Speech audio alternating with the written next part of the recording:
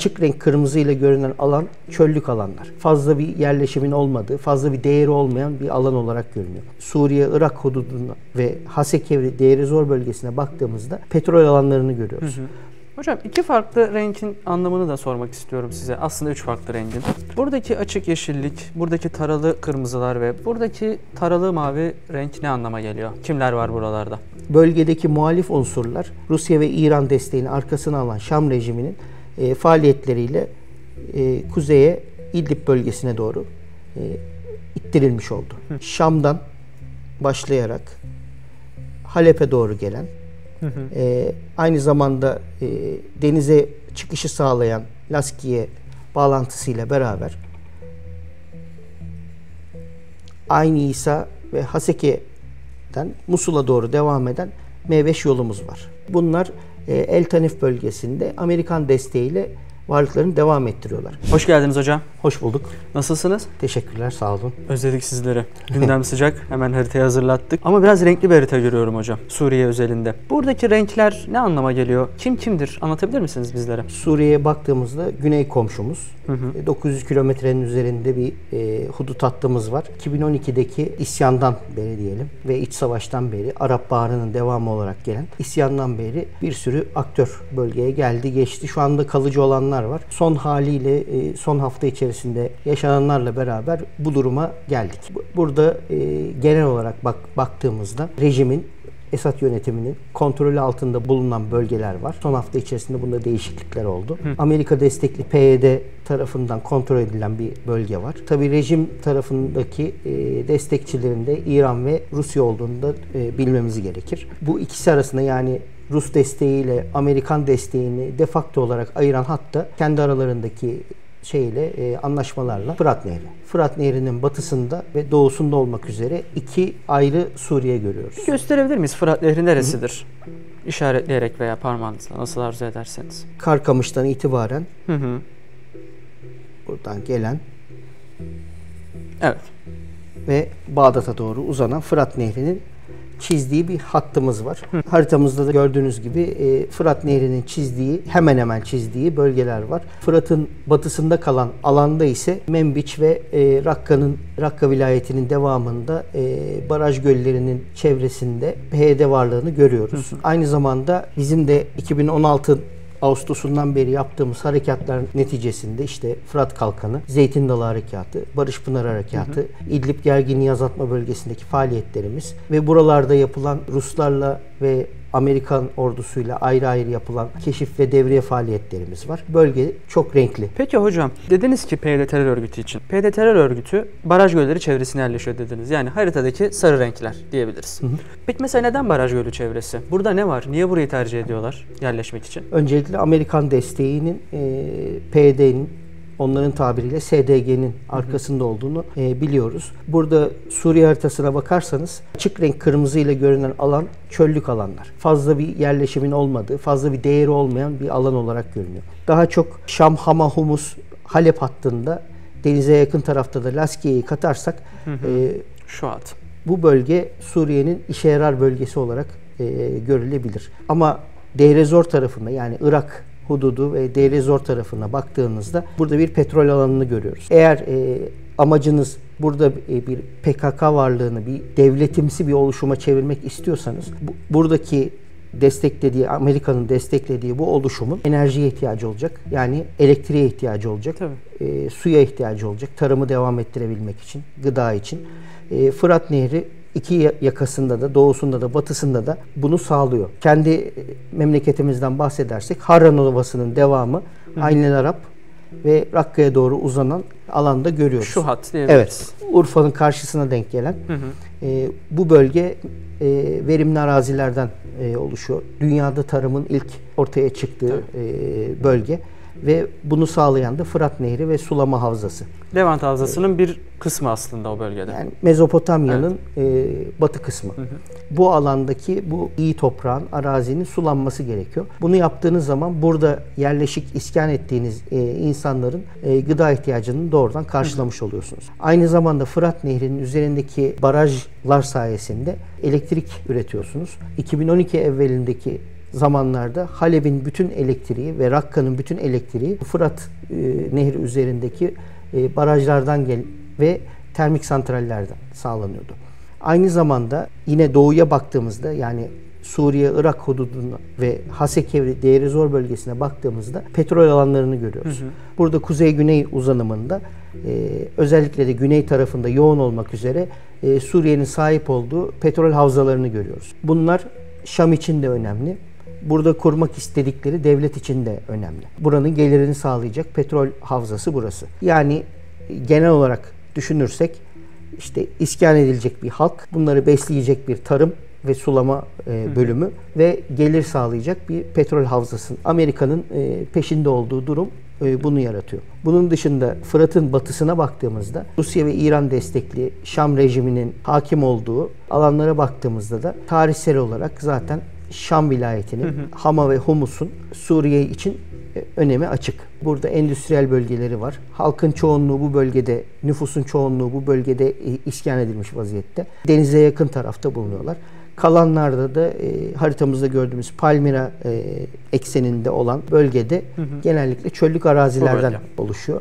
Daha seyrek bir yaşamın bulunduğu bir bölgeden bahsediyoruz. Çöllük bir alandan bahsediyoruz. Bütün bunların ötesinde 2012 sonrası muhalefetin ortaya çıkmasıyla beraber ve yaşanan iç savaşla beraber bölgeden bir IŞİD geçti, bir DAEŞ geçti. Burada halifeylik ilanıyla beraber devlet iddiasında bulundular. Bütün bunlar olurken güneyden de doğudan da muhaliflerin çoğu geçen süreç içerisinde Rusya ve İran desteğiyle beraber İdlib'e doğru ittirildi. Hangi bölgeye doğru hocam? Gösterebilir miyiz? İdlib'e doğru. Arap Baharı'nı takip eden isyanla beraber bölgedeki muhalif unsurlar Rusya ve İran desteğini arkasına alan Şam rejiminin faaliyetleriyle kuzeye İdlib bölgesine doğru ittirilmiş oldu. Buraya nakledildiler. Yine çöl bölgesinde bulunan IŞİD kalıntılarının daha sonradan HTŞ'ye dönüşen İdlib'deki El Nusra cephesinin kontrol altındaki bölgelere doğru gönderilmesi gerçekleşti. Bütün bunlar bizim Hatay, Kilis ve Antep bölgesinde, yani Fırat Nehri'nin batısında kalan, bize hududu olan bölgenin içerisinde İdlib ve Halep bölgesinde muhalif unsurların yoğun bir şekilde toplanmasını sağladı. Aynı zamanda yerinden edilen Suriye nüfusunun Sünni olan büyük bölümü de kuzeye ve bizim hududumuza doğru gönderilmiş oldu. Bunlar bu tarafa doğru geldikçe bölgedeki bu yukarıda gördüğümüz Halep bölgesinde ve İdlib bölgesinde yoğun bir muhalif durumu oluştu. Bütün bu tarihsel süreci göz önüne aldığımızda 2 hafta öncesine kadar diyelim durum şöyleydi. Fırat Nehri'nin doğusunda PKK-PYD varlığı ve bu arkasında bir Amerika. Fırat'ın batısına baktığımızda da İdlib bölgesinde, kuzeyde İdlib bölgesinde bir muhalif yoğunluğu, güneyde Şam, Hama, Humus hattında ve Halep merkezinde de Rusya destekli ve İran destekli rejim kontrolünde bulunan bölgeleri görüyoruz. Aynı zamanda Türk ordusunun 2016'dan sonra yaptığı Zeytin Dalı, Fırat Kalkanı Harekatı, Barış Pınarı Harekatı ile beraber bölgede kontrol altına aldığımız çeşitli alanlar var. Nereler mesela hocam? İşaretleyerek gösterelim. 2016 Ağustos'undan itibaren Elbap Harekatı ile beraber, Fırat Kalkanı ile beraber evet. Fırat Kalkanı Harekat Alanı bölgesi. Daha sonra 2017-2018'de Afrin'e yapılan harekat neticesinde, Zeytin Dalı Harekatı neticesinde Afrin bölgesi. Devamında Rusya ile varılan mutabakat ve Astana sürecinin getirisiyle beraber İdlib bölgesinde, İdlib gerginliği azaltma bölgesinde yapılan, gözetleme noktaları kurularak yapılan bir faaliyet alanı vardı İdlib bölgesi. Daha sonra 2019'da Barış Pınarı Harekatı ile beraber Tel Abyad'dan Resulayn'a kadar olan girme bölgesi. Bütün bunların merkezinde çoğunlukla konuşulan Şam'dan başlayarak Halep'e doğru gelen, aynı zamanda denize çıkışı sağlayan Laskiye bağlantısıyla beraber Ayn İsa ve Haseke'den Musul'a doğru devam eden M5 yolumuz var. Bu otoyol bölgenin can damarı. Evet. Suriye ülkesinin de bütün ulaştırma, lojistik imkanlar bakımından önemli bir yolu. Savaştan önce de çok sefer kullanılıyordu. Ticaret ve transfer için. Şu anda da kullanılıyor. Bunu sadece iç savaş esnasında grupların veya tarafların kullandığı şekliyle değil, aynı zamanda yerinden edilmiş Suriye nüfusunun da insani yardım kanalı olarak görebiliriz. Bu sadece bizim Reyhanlı'dan Halep bölgesine doğru yapılan yardımlar değil, Birleşmiş Milletler tarafından yapılan yardımlar değil. Aynı zamanda denizden, yani Laskiye'den gelen yardımların da, Birleşmiş Milletler yardımlarının da bölgeye ulaşması için önemli bir şey. Bizim için bir önemi daha var. Yaklaşık olarak hududumuzu güvenlik altına alabileceğimiz menzilde bulunuyor. Bu ne demek? Bölgede bulunan ve Türkiye'ye karşı bir eylem gerçekleştirmek isteyen PKK, PYD gibi, geçmişte IŞİD gibi unsurların menzilinin ötesinde kalmamız için, yani ellerindeki silahlarla bize sirayet edemeyecekleri bölgede kalmaları için bu yolun bize bakan tarafının temizlenmesini istiyoruz. Haklı bir talep. Haklı bir talep. Zaten genelde hudutlar oluşturulurken, özellikle harekatlarda bu tip arazi arızalarına, geniş nehirlere bunlar dayandırılarak ara hatları ve hudutlar çizilmeye çalışır. Bu bizim için de önemli. Aynı zamanda son 72 saatte özellikle yaşananlar açısından PKK'nın da PYD'nin de Irak'ta bulunan unsurlarıyla Suriye'de bulunan unsurların takviye etmesi için veya Suriye'de bulunan unsurlarıyla Irak tarafında bizim özellikle Pençekilit sahasındaki harekatlarımız neticesinde bu taraftaki unsurlarını desteklemek için ve lojistik olarak desteklemek için bu yola ihtiyaç duyuyorlar. Bu Doğu-Batı hattında büyük bir geçiş sağlıyor. Tabii. PKK için de önemli. Bizim için de PKK'nın boğulması için bu yolun kontrol altında tutulması gerekiyor. Hocam, iki farklı renkin anlamını da sormak istiyorum size. Aslında üç farklı rengin. Buradaki açık yeşillik, buradaki taralı kırmızılar ve buradaki taralı mavi renk ne anlama geliyor? Kimler var buralarda? Suriye iç savaşıyla beraber bölgede taraflar yavaş yavaş oturmaya başladı. Şu anda yeşille görülen alanlarda muhalifler var. Ve aynı zamanda bizim harekatlarımız neticesinde kontrol altına aldığımız bölgeler var. Bunların değişik renklerde ifade edilmesinin sebebi aynı zamanda rejim kontrolündeki bölgeler de bakın genel olarak değişik renklerde veya taralı alanlar şeklinde şurada olduğu gibi gösteriliyor. Bu haritacılıkta değişik grupları değişik renklerle gösteriyoruz. Yeşili genelde muhalifler olarak, kırmızıyı da genelde düşman ve rejim olarak düşünebiliriz. Burada bir de İsrail tarafından işgal edilmiş Golan Tepeleri durumu var. Suriye'ye ait olan ama İsrail tarafından işgal edilmiş Golan Tepeleri var. Aynı zamanda yeşille gördüğümüz farklı renklerin de sebeplerinden bazı gruplar ılımlıdan radikale doğru değişiyor.